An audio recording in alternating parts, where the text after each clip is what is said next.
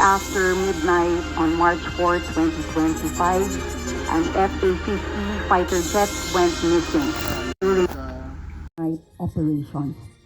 Umaasa ang Philippine Air Force na buhay pa ang dalawang piloto ng nawawalang FA-50 jet fighter na napaulat na nawawala kaninang madaling araw. Sa ngayon ay patuloy ang isinasagawang search and rescue operation upang makita pa ang eroplano.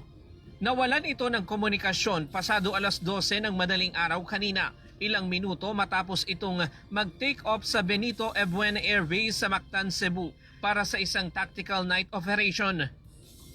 The other aircraft repeatedly attempted to establish contact with the missing aircraft until their return to Mactan, Cebu. Ayon sa Philippine Air Force, prioridad nila ang paghahanap at kaligtasan ng dalawang piloto.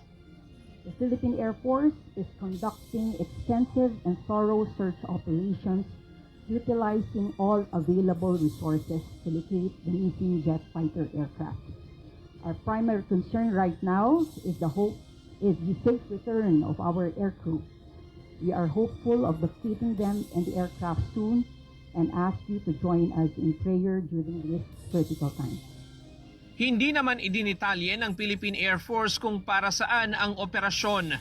Ngunit kinumpirma ng 4th Infantry Division ng Philippine Army na mayroon silang operasyon laban sa New People's Army sa Barangay Iba, Cabanglasan, Bukidnon kahapon at humingi ito ng air support sa Philippine Air Force.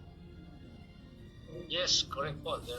Our forces requested a close air support or air support from our air assets. This is to preserve our forces, no, and of course avoid casualties, no. This is critical sa ating pag-neutralize doon sa posisyon ng CTG po. Ayon sa Philippine Air Force, mayroong personal locator beacon ang mga piloto na maaaring i-activate upang magpadala ng signal sakaling mayroong emergency para agad matukoy ang kanilang lokasyon. Mayroon ding sapat na kakayahan ang kanilang mga piloto na magpalipad sa gabi at araw.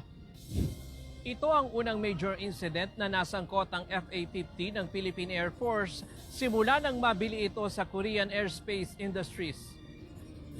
2015 hanggang 2017 na kumpleto ang 12 FA-50 aircraft ng Philippine Air Force na pinondohan ng 18.9 billion pesos sa ilalim ng modernization program ng pamahalaan.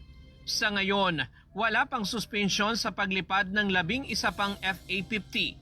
Ryan Lacanlale, UNTV News and Rescue.